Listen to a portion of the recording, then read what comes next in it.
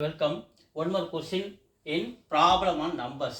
If 1/3 of 1/4 of a number is 15, then 3/10 of that number is what? அப்படின்னு கேட்குறாங்க. 1/3 என்ன கேட்கலாம்?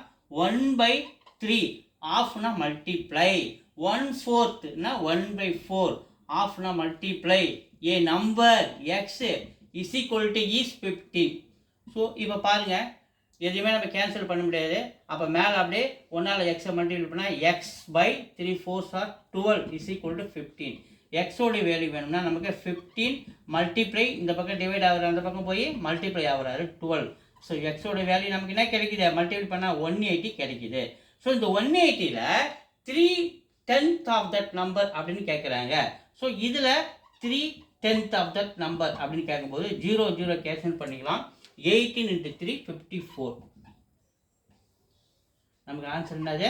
54 தான் ஆன்சர். தேங்க்யூ. வீடியோ தொடர்ந்து பாருங்கள், லைக் பண்ணுங்கள், சப்போர்ட் பண்ணுங்கள், சப்ஸ்கிரைப் பண்ணுங்கள். தேங்க்யூ.